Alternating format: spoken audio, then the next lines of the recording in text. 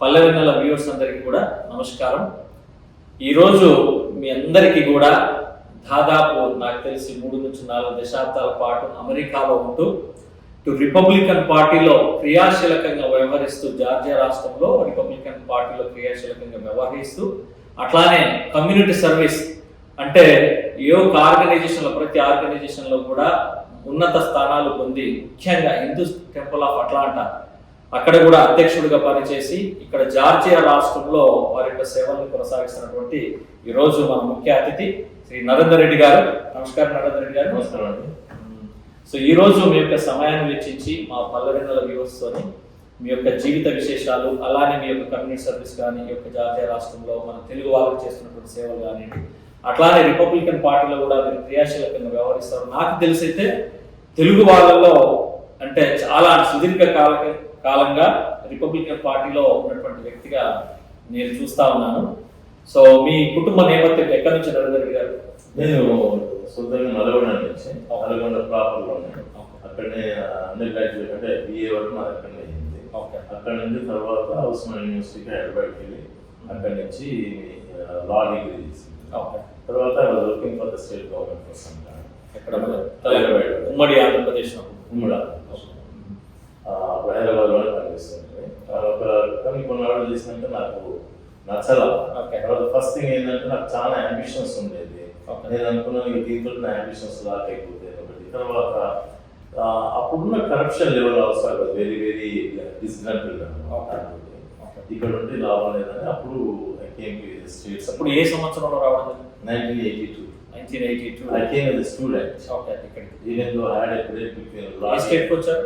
ఏ యూనివర్సిటీకి? ఇండియానా. ఇండియాకి వచ్చినాను. అక్కడ MBA జాయిన్ అయ్యి అక్కడ MBA చేసినాక but the weather was horrible over there. Particularly snow blizzards and all that they were there. So నేను ఇక్కడ ఉంటే నేను బ్రతకలేను అనుకున్నాను. కానీ తర్వాత నాకు అప్పుడు ఒక బ్రేక్లో నేను అట్లాంటికి వచ్చి చూస్తుంటుంది. మా ఫ్రెండ్ గారు అక్కడికి వచ్చినప్పుడు ఈ చెట్లు నాకు బాగా ఇష్టం. చెట్లు మన జార్జియా రాష్ట్రంలో ఎప్పుడు మూవ్ అయ్యారు జార్జియాకి? 85 నాది ఇమీడియట్ ఆఫ్టర్ గ్రాడ్యుయేషన్ అయింది. సో 85 నుంచి జార్జియా రాష్ట్రంలోనే ఉంటున్నారు. సో మీ ప్రొఫెషన్ ప్రస్తుతం అంటే ఏం చేస్తున్నారు? నేను లాస్ట్ 32 years నుంచి రియల్ ఎస్టేట్. నా real estate commercial real estate. Basically we look for the speculative properties, income properties, invest in them. నేను కానీ నా క్లయింట్స్ కూడా నేను చేసేసి ఇన్వెస్ట్ చేస్తుంటాను. అంటే ఫ్యూచర్లో వస్తుంది ప్రోగ్రెస్ అనుకున్న చోట ఇన్వెస్ట్ చేస్తాం. తర్వాత ప్రోగ్రెస్ వచ్చినప్పుడు ఈ సెల్ ఎగ్జామ్. ఇది అంటే మీ ఓన్ ఫర్మా లేదా? నా ఓన్ ఫర్మ్. అంటే నాది ఫ్రాంచైజీ ఇచ్చేస్తున్నాను. బట్ నా ఓన్ ఫర్మ్, నాది ఇండిపెండెంట్ బిజినెస్. అండ్ నా క్లయింట్స్ ఎవరంటే mostly investors. Very nice, good to know about. తర్వాత దాని తర్వాత నుంచి ఐ వెంట్ ఇంటూ బ్యాంకింగ్. అంటే అది ఉన్నప్పుడే బ్యాంకింగ్లోకి వెళ్ళాను ఒకసారి. అది first Indian American bank open, Quantum National Bank, స్వాని. So your 5 people. So banking రంగంలో కూడా ఇండియన్ అమెరికన్స్ అంతవరకు కంట్రీలో ఎప్పుడు ఏ బ్యాంక్ ఓపెన్ చేయలేవారు. సో మేము 5 Indian Americans first time till today there is in the history that is the first time we ever anybody Indian American wanted to got into Indian banking business. Wow. Okay. Bank period. Quantum National Bank. Swami. Very nice. Very nice. So good to know about that Quantum National Bank. Okay. అలాగే మీ యొక్క పిల్లలు ఏం చేస్తా ఉన్నారు? మా పిల్లలు ఇద్దరు medical doctors. ఒక అమ్మాయి OBG అంటే గైనకాలజీ గైనకాలజీ ప్రాక్టీస్ చేస్తుంది. ఇంకొక అమ్మాయి ఏమో ప్లాస్టిక్ సర్జన్. ఇద్దరు మ్యారీడ్. ఒక సన్ ఇన్ లా వచ్చేసి ఆయన ఇంటర్నల్ మెడిసిన్ డాక్టర్. ఇంకో సన్ ఇన్ లా వచ్చి ఆయన లాయర్. ఓకే. సో ఒక అడ్వకేట్ ఉన్నారు అండ్ ముగ్గురు డాక్టర్స్ ఫ్యామిలీలో. So happy with your family. And so పిల్లలు కూడా మంచిగా చక్కదిద్ది వాళ్ళని కూడా మంచి సేవా రంగంలో. అంటే ముందు నుంచి నేను ఒకటి చెప్తుంటుంది, ఇక్కడ ఎక్కడున్నా కూడా మన లెగసీ ఏంటంటే మనం అందరము డబ్బులు సంపాదిస్తాం, అందరం మ్యాన్షన్స్ ఉంటాం. కానీ మన రియల్ లెగసీ ఏంటంటే హౌ యువర్ చిల్డ్రన్ కేమ్. మీ పిల్లలు ఏదో పైకి వచ్చారా లేదా, వస్తే ఎలా వచ్చారు, ఎంత లెవెల్కి వెళ్ళారు. So that is what people do. Nobody looks at it how much money you make. Because in America we are making. So that is నాకు చాలా సంతోషం నా జీవితంలో. If anybody has the biggest investment and biggest accomplishment అంటే my children. Okay, సంతోషం అండి. అలానే మళ్ళీ అంటే రిపబ్లికన్ పార్టీ అనగానే ఇక్కడ జార్జియా రాష్ట్రంలో నరేంద్ర రెడ్డి గారు గుర్తుకొస్తుంటారు. సో మీకు మళ్ళీ రాజకీయాల వైపు ఎప్పుడు వెళ్ళడం జరిగింది? అంటే రిపబ్లిక్ పార్టీలో ఎప్పుడు జాయిన్ అయ్యారు? నిజంగా చెప్పాలంటే ఇండియాలో ఉంటే అసలు పాలిటిక్స్ దగ్గరికి పోయేవాడిని. ఓకే, అసలు నాకు ముచ్చటే రాకపోతుంది. ఇక్కడికి వచ్చినాక ఏమైందంటే నేను ఇండియాలో ఉన్నప్పుడు, అప్పుడు స్టూడెంట్ ఉన్నప్పుడు president Reagan just started first Ronald Reagan. He just started his first term. Okay. So I used to watch. In those days, we don't have all this cable TVs and only 3 networks. So whenever I used to get time in the night, I used to watch the news.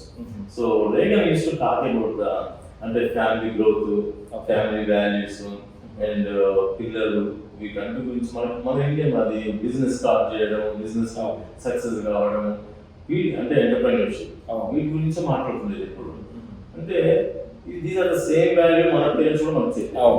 Okay, వాళ్ళందరూ మనకి నా suggestion కూడా అదే, be good towards the community, be good towards your family అని చెప్పేవాడు.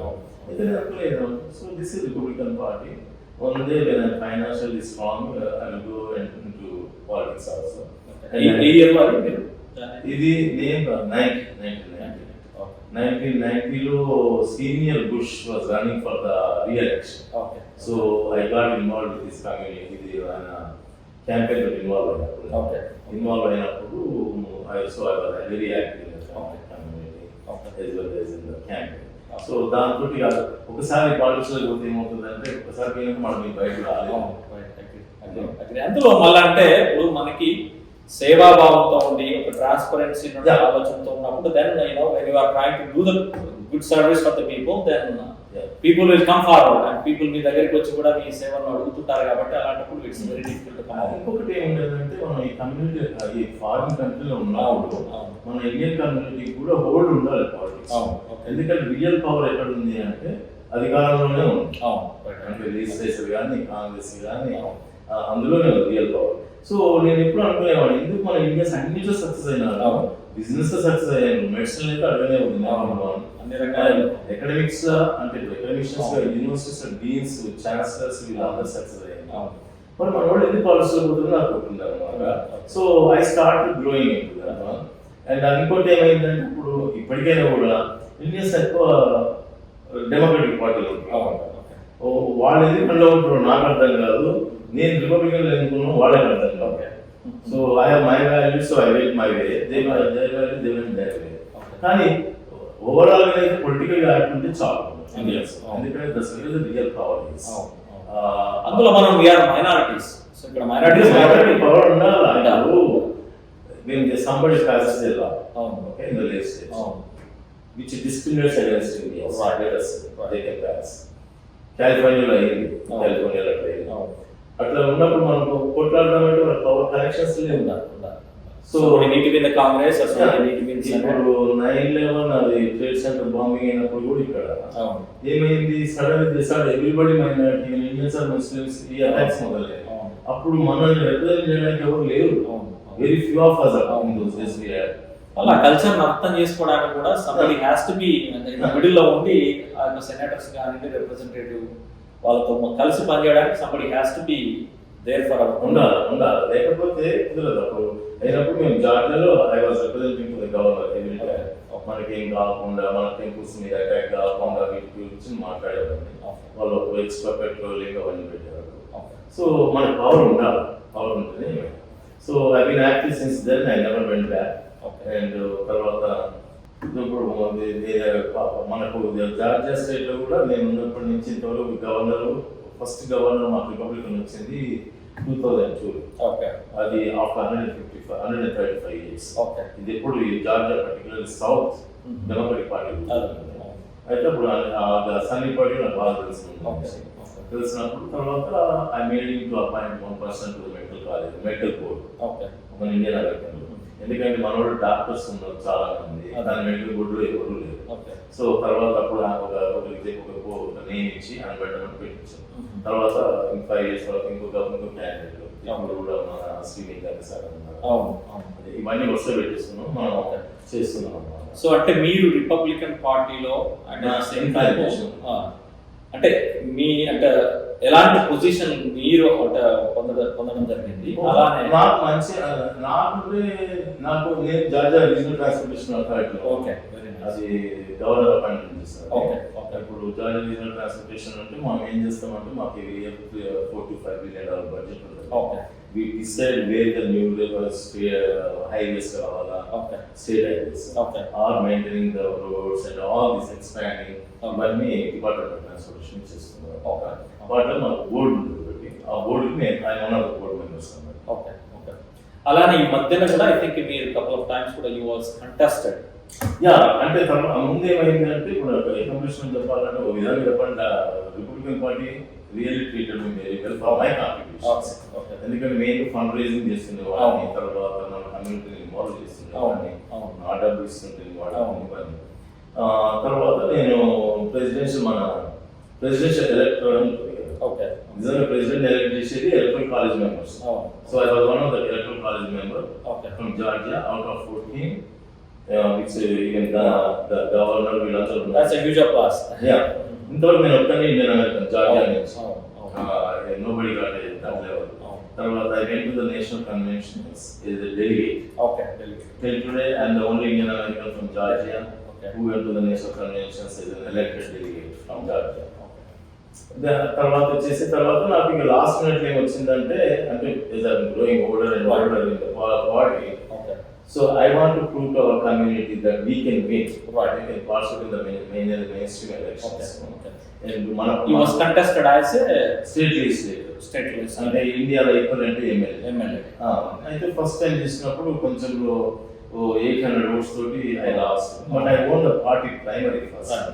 అంటే party ticket ఇక్కడ ఊరలేదు. ఇవాళ you have to contest that. ఇక్కడ ప్రైమరీలో గెలవాలి, తర్వాత మళ్ళీ మీ జనరల్ ఎలక్షన్. అప్పుడు కొంచెంలో పోయింది, మళ్ళీ లాస్ట్ ఇయర్ కూడా కొంచెంలో పోయింది. But that inspired I think my thinking is in the next election there will be 3 to 4 candidates will be running. Okay.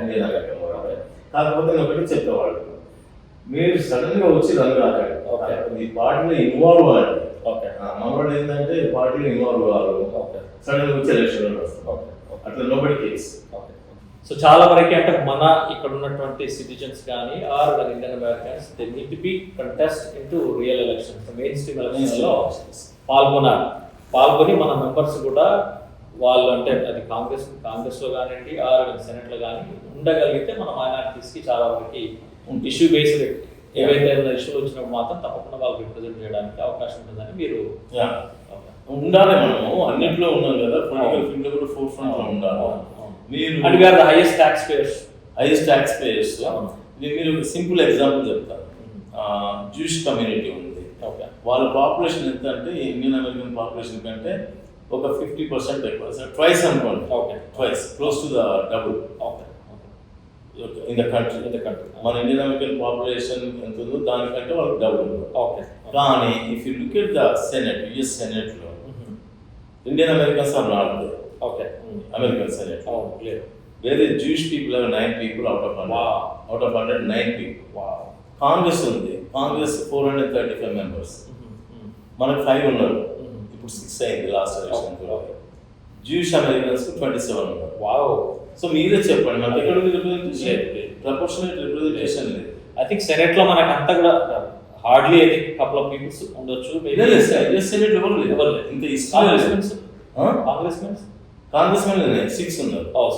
Okay. Senate లో మాత్రం ఎవరు లేదు.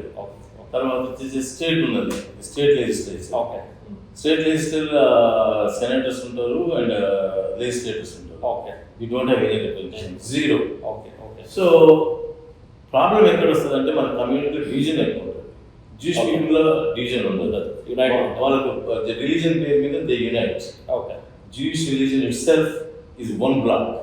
Okay. If somebody contested as a Republican, they don't care. Okay. Even Democrat Jewish people, they will go and vote. Okay. Indian Americans are problem ఉన్నది. నా లెవెల్లో నేను చూస్తాను పర్సనల్గా. తను Narender Reddy is a Republican, why should I vote for him? But they forget the fact నేను మొత్తం community represent చేస్తాను, నాట్ జస్ట్ ఓన్లీ అది.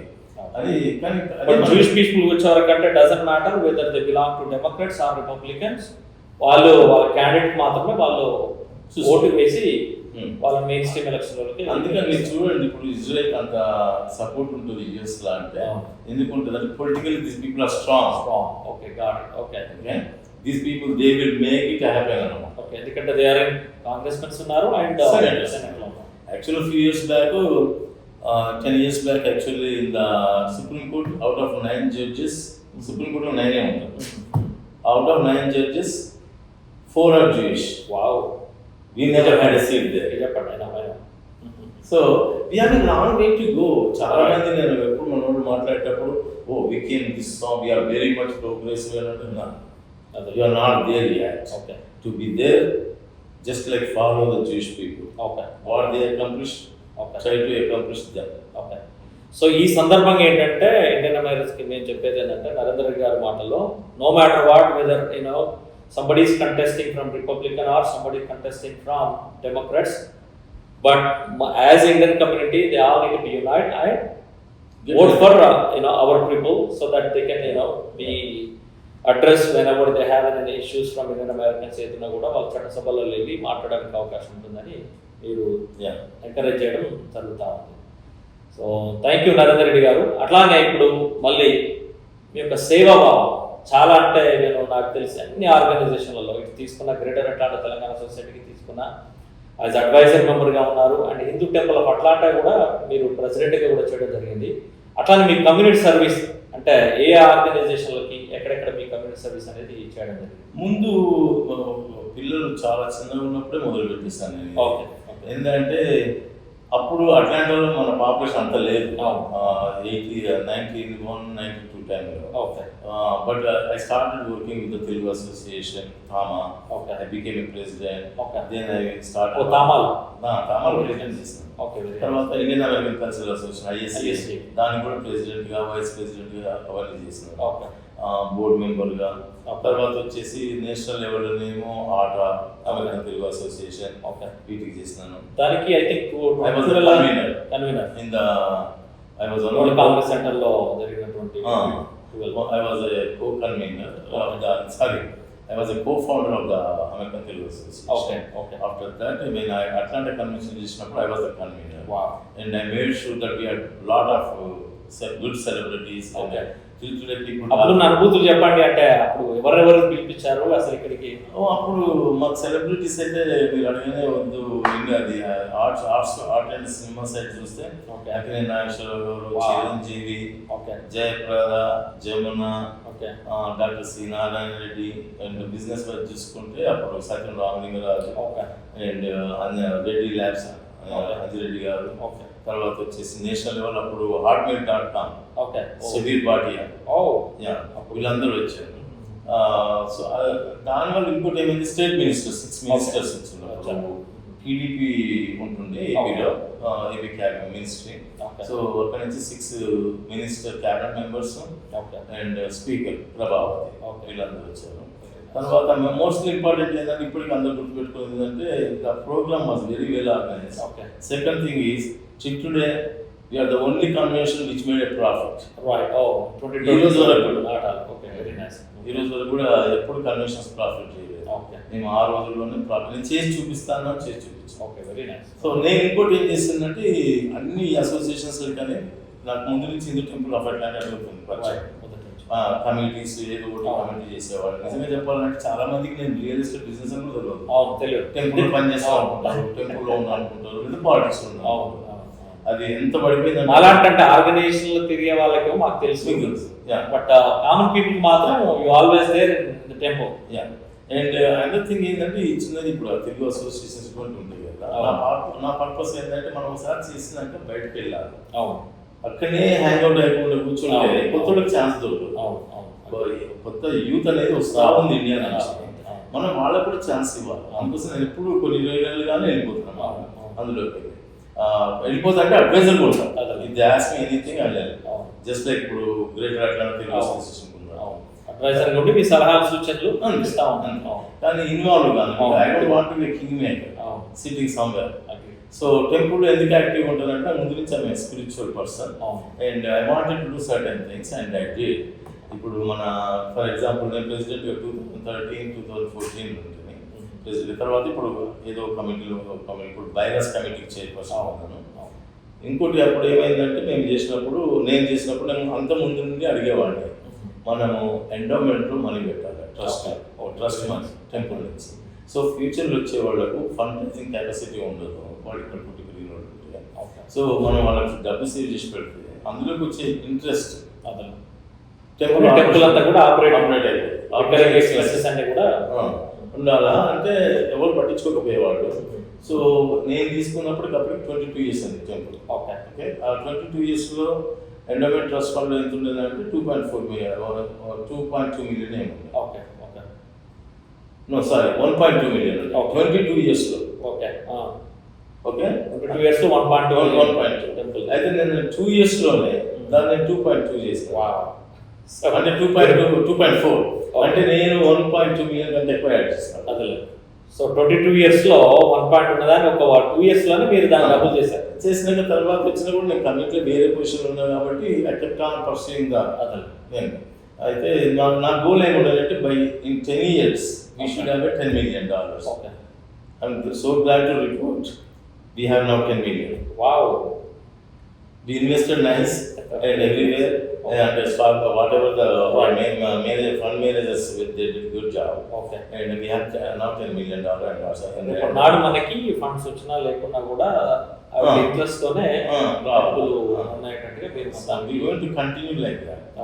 అట్లా చేస్తేనే ఆ టెంపుల్ ముందు కూడా మంచిగా ఉంటుంది. ఎందుకంటే నేను కొన్ని చోట్ల చూసినాను అమెరికాలో ఇట్లా వచ్చే టెంపుల్ మళ్ళీ అట్లా మూసిపెట్టేస్తాను. ఇంకోటి నరేంద్ర రెడ్డి గారు, పాశ్చాత్య దేశంలో నిజంగా ఇట్లాంటి టెంపుల్స్ మన యొక్క సంస్కృతి మనకంటే కల్చర్ అనేది which is very very important. అంటే no matter what whether your Indian or whether in Christian or whether is in Muslim, everybody they have their own way of culture. ఆ కల్చర్ అనేది ఒకసారి once you trusted and ఉన్నటువంటి principles అన్ని కూడా మనం follow అవుతాం. Life will be discipline కదా. So ఈ యొక్క టెంపుల్ మీరు ప్రెసిడెంట్గా ఉన్నప్పుడు కూడా మీకంటే బాగా అంటే అకంప్లిష్ చేసినటువంటిది ఏదైనా ఉందంటే ఒకటి మీరు చెప్పారు, ఫండ్ ఇది మన ఫండ్ ఎప్పుడు కూడా అంటే కొంతవరకు ఎప్పుడు కూడా మనకి సస్టైన్గా ఉన్నట్లయితే మన యాక్టివిటీస్ కూడా రిపోర్ట్ ఫండ్స్ రాకుండా కూడా ప్రభుత్వం చెప్పారు. అలా కాకుండా ఇంకేదైనా మైల్ స్టోన్ ఏదైనా అనుకుంటే అప్పుడు ఇంకోటి ఏం చేసినామంటే అప్పుడు నందీశ్వరుని ఐడియల్ ఉంది చూడండి. That is like A 5 tons అనుకుంటా. అమెరికాలో ఎక్కడ లేదు అంత పెద్ద నందీశ్వరుడు, ఏ టెంపుల్ లేదు. We got that in India. India నుంచి ఇంకోటి మనం ట్రాన్స్పోర్ట్ చేసినాము. తర్వాత ఇంకోటి ఏం చేసిందంటే ఈ టెంపుల్ మొత్తం అప్పటికేదో డిఫర్డ్ మెయింటెనెన్స్ ఉండేదా మొత్తం కంప్లీట్ చేసి అప్డేట్ చేసినాము. So I was continuously working. నేను బిజినెస్ లో మానేసినప్పుడు 2 years బిజినెస్ లో పక్క పడేసి I want to do these things and we finish. అట్లా దానివల్ల ఏంటంటే నాకు నా మనస్తృప్తి అనమాట, నేను దేవుడికి కూడా కొంత చేయగలిగాను, అంతకంటే ఇంకేం లేదు. అదొకటి. తర్వాత నేను చేసిన దాన్ని మిగతా వాళ్ళు కూడా వచ్చి ఫాలో అవుతారు సేమ్ రొటీన్లో. ఓకే వాళ్ళు కూడా అట్లా అటెన్షన్ ఫోకస్ చేస్తారు ఎండోమెంట్ ట్రస్ట్ ఫండ్ మీద కానీ బిల్డింగ్స్ మెయింటైన్ చేయడం కానీ. అది చూడండి అక్కడ మన అన్ని ఏ ఫంక్షన్ అయినా కూడా చాలా సక్సెస్ అవుతుంది. ఎందుకంటే హిందూ టెంపుల్ ఆఫ్ అట్లాంటి అనేది ఒక బ్రాండ్. మెట్రో అట్లాంటి ఎక్కడ తీసుకున్నా కూడా న్యూ ఇయర్ రోజు దాదాపు మనకి 8 నుంచి 10,000 మంది. తర్వాత అది ఇంకోటి ఏంటంటే అక్కడ అది ఒక బ్రాండ్ లాగా అయిపోయింది. తర్వాత అందరూ మేము చేసే అన్ని ట్రెడిషనల్. మేము ట్రెడిషనల్ దగ్గర మన క్రిస్టియన్ ఎవరు కాంప్రమైజ్ కాదు, శాస్త్రీయబద్ధంగా చేస్తాం అంతే. సో ఎక్కడ మేము డివియేట్ కాము. ఎందుకంటే అది ఉంటేనే అక్కడ పవర్ కూడా ఉంటుంది. గుడి అంటే కదా ప్రిన్సిపల్స్ అన్ని కూడా చక్కగా ఫాలో అవుతూ చేస్తేనే కదా దానికి ఒక నేపథ్యం ఉంటుంది, అందరు కూడా హ్యాపీగా ఉంటుంది. That is the idea. So we are doing that is the way it is established very good. So ఇప్పటి జనరేషన్కి మీరు ఇచ్చే మెసేజ్ అబౌట్ అవర్ కల్చర్ అంటే ఇప్పటి జనరేషన్ ఇక్కడ పుట్టుతున్న పిల్లలు ఎస్పెషల్లీ ద సిటిజన్స్ నిజంగా అంటే వాళ్ళు ఎలా ఉన్నారంటే మన కల్చర్ ఫాలో కావాలా ఫాలో కాకూడదా అనేటువంటి ఒక మిత్తులో ఉన్నారు కదా. What you want to convey the message this generation? Most important ఏంటంటే మన పేరెంట్స్ మీద ఆధారపడదు, పేరెంట్స్ మీద ఎక్కువ డిపెండ్ అయ్యింది. ఎందుకంటే పేరెంట్స్ వాళ్ళు చిన్నప్పుడు తీసుకెళ్ళడం, మీరు అసలు పేరెంట్స్ టెంపుల్కి వెళ్ళకుంటే అసలు పేరెంట్స్ మన ఆచారాలు పాటించకుండా నువ్వు సడన్ గా 20 years tell them to follow those rules అంటే అందరూ ఇక్కడ పిల్లలు they will question everything you do is if you did not do why should I do. అంతేగాని నేను చెప్తే నువ్వు చేయాల్సిందే నేను డాడీ అంటే ఎవరు చేయరు. సో మనం చేయాల్సింది చిన్నప్పటి నుంచి. ఇప్పుడు ఫర్ ఎగ్జాంపుల్ మా అమ్మాయిలు ఇద్దరు ఉన్నారు. మేము చిన్నప్పటి నుంచి ఇద్దరికి క్లాసికల్ డ్యాన్స్ నేర్చుకున్నాము. తర్వాత మేము టెంపుల్లో తీసుకుపోయేది రెగ్యులర్గా. తీసుకుపోయినప్పుడు అక్కడ వాలంటీర్ చేసేవాళ్ళు. ఇప్పుడు మీ నంబరు మా ఇద్దరు అమ్మాయిలు ఇప్పటికి బొట్టు పెట్టుకొని పోతారు. హాస్పిటల్ కూడా సర్జరీ చేసేటప్పుడు కూడా బొట్టు ఉంటుంది. ఇప్పుడు వాళ్ళు ఏం చేస్తున్నారు, వాళ్ళ అమ్మాయిలు కూడా పెడుతున్నారు. సో ఇదంతా జనరేషన్ టు జనరేషన్ పోవాలంటే మనకి ఎట్లా వచ్చింది, మనకు స్పెసిఫిక్. ఇంకోటి ఏంటంటే బ్యూటిఫుల్ కంట్రీ ఏంటంటే ఇక్కడ నో మ్యాటర్ వాట్ మన కల్చర్ని మనము ఫాలో అవుతున్నప్పుడు ఈ అమెరికన్ కూడా they support. If you are really know the ఏమంటారు రూల్స్ అండ్ రెగ్యులేషన్స్ కానీ ఒక శాస్త్రం కానీ మరి కరెక్ట్ తెలిసి వాళ్ళు అడిగినప్పుడు కూడా నువ్వు కరెక్ట్ నువ్వు ఎక్స్ప్లెయిన్ చేయగలిగితే దే రెస్పెక్ట్ అవర్ కల్చర్. కానీ ఇక్కడ చాలా మంది ఏమనుకుంటారంటే అరే మనం ఒక పాశ్చాత్య దేశంలో ఉన్నాం కదా, మనం ఇట్లలో వచ్చా ఇట్లా వెళ్ళకూడదు అనేది ఒకటి మిత్ ఉంది. దాని గురించి మీ అభిప్రాయం ఎట్లా?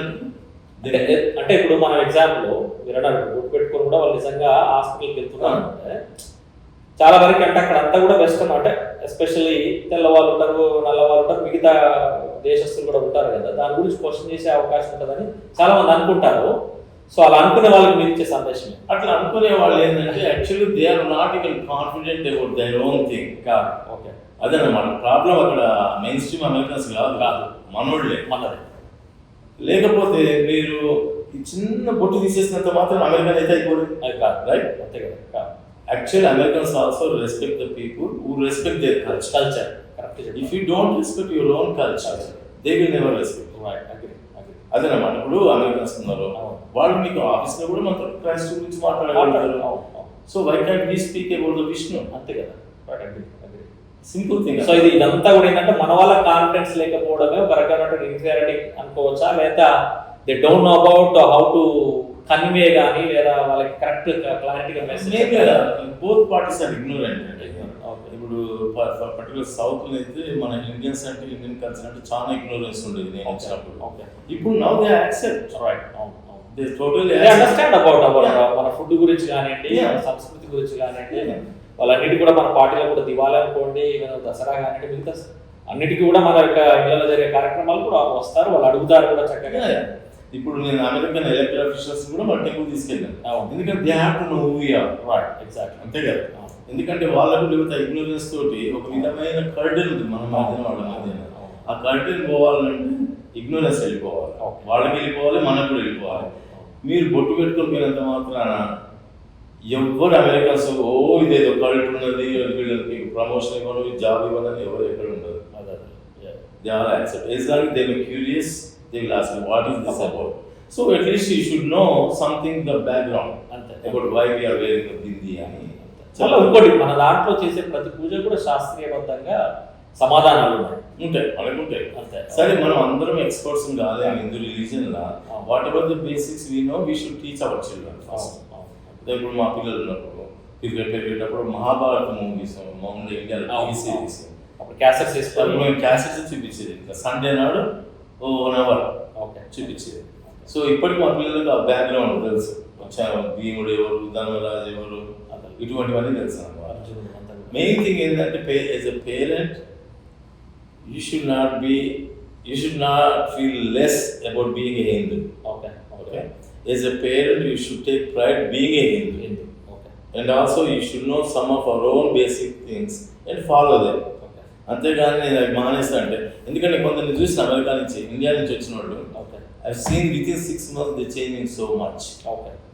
అమ్మాయిలు బొట్టు పెట్టడం మానేసేది, ఎనీథింగ్ ఈవెన్ టెంపుల్ కూడా జీన్స్ వేసుకొని వస్తారు, ఇప్పటికి వస్తారు జీన్స్ వేసుకొని రావడం. ఇవన్నీ మన కట్టుబొట్టు అనేది మనం ఏంటనేది ముందు కాన్ఫిడెన్స్ ఉండాలి. కాన్ఫిడెన్స్ ఉంటే అందరికి ఎక్స్ప్లెయిన్ చేయాలి. ఇప్పుడు ఇన్ని అసోసియేషన్లు పెడతాము, కల్చర్ ప్రోగ్రామ్ చేస్తాము, ఒక్క రోజు వరకే కల్చర్ మళ్ళీ నెక్స్ట్ డే లేదు. ఇప్పుడు మన ప్రోగ్రామ్స్ కూడా ఇప్పుడు ఎలక్టెడ్ ఆఫీషియల్స్ బాగా తీసుకొస్తున్నారు. So they are liking it actually. No even today no senator కానీ కాన్స్టర్ they never told me what is that boring అని ఎవరు అన్నారు. చక్కగా మనం చెప్పేటువంటి ఇప్పుడు ల్యాంపింగ్ అప్పుడైనా కూడా వాళ్ళు షూస్ తీసి చక్కగా ల్యాంపింగ్ చేయడం కానీ, plus they watch all the cultural programmes, they ask the questions. Many people actually connected with India. Most of the leaders చాలా వరకు అందరూ కూడా హైదరాబాద్తో కానివ్వండి, న్యూఢిల్లీతో కానివ్వండి, మిగతా రాష్ట్రాలతో కూడా కొంతవరకు ఇక్కడ ఉన్నటువంటి వాళ్ళకి ఎంప్లాయీసా లేకపోతే వాళ్ళ ఆఫీసులలో కూడా మన వాళ్ళు ఇండియన్స్ కూడా పనిచేస్తున్నప్పుడు వాళ్ళు అన్ని కూడా తెలుసుకోవడం మన సంస్కృతి గురించి కూడా చాలా వరకు వాళ్ళకి అవగాహన ఉంది. మన ప్రెజెన్స్ కూడా ఎక్కువైపోయింది. మన ప్రెజెన్స్ ఎక్కువ ఉంది కాబట్టి మంచి ఈజీ. పిల్లలతో ఇప్పటికీ మేము చూసేది ఏంటంటే ఈ సెకండ్ జనరేషన్ ఏంటో వాళ్ళతో కొంచెం మన ప్రాబ్లం ఇక్కడ చూస్తుందంటే ఇంకా particular all depends on the parents. మీరు ఇప్పుడు బాబే ఉన్నాడు, మీరు ఏదైనా టెంపుల్ పోదామంటే నేను నాకు బోర్ అవుతుంది అనుకోండి, వాళ్ళు వదిలిసిపోతారు అన్నమాట పేరెంట్స్. అట్లా కాబట్టి కొంచెం ఓపికగా చక్కగా చెప్పి వాళ్ళను కన్వే చేయగలిగితే తప్పకుండా వస్తారు. ఇప్పుడు చిన్నప్పుడు వాళ్ళ స్కూల్ పోమంటే కూడా వాడికి పోవడం ఇష్టం ఉండకపోయేది, మనకు కూడా ఇష్టం ఉండకపోయేది. బట్ వి ఫాలోడ్ ఇట్ అంతే. ఇది కూడా అంతే. మనం కొంచెం ఉండి వాళ్ళను ప్రతి ఒక్క చోట ఇన్వాల్వ్ చేస్తే థ్యాంక్ యూ నరేంద్ర రెడ్డి గారు. సంస్కృతి గురించి చాలా చక్కగా చెప్పారు. మన యొక్క సంస్కృతి ఏదైతే ఉందో, మన రిలీజన్ ఏదైతే ఉందో దాన్ని చక్కగా కాన్ఫిడెంట్గా మనం నమ్మినట్లయితే ఇతరులు కూడా తప్పకుండా దాన్ని గౌరవిస్తారని మీరు చెప్పారు. Thank you so much. అట్లానే ఇప్పుడు మనకి మీ యొక్క ప్రెసిడెంట్ గారు డొనాల్డ్ ట్రంప్ January 18th వారు ఛార్జ్ తీసుకున్న తర్వాత చాలా వరకు ఏంటంటే ఇమిగ్రేషన్ మీద ఇక్కడ ఉన్నటువంటి ఇండియన్స్ కానీ అండ్ మిగతా దేశస్తులకు కూడా చాలా వరకు కొంచెం ఒక రకమైనటువంటి ఆందోళన ఉంది.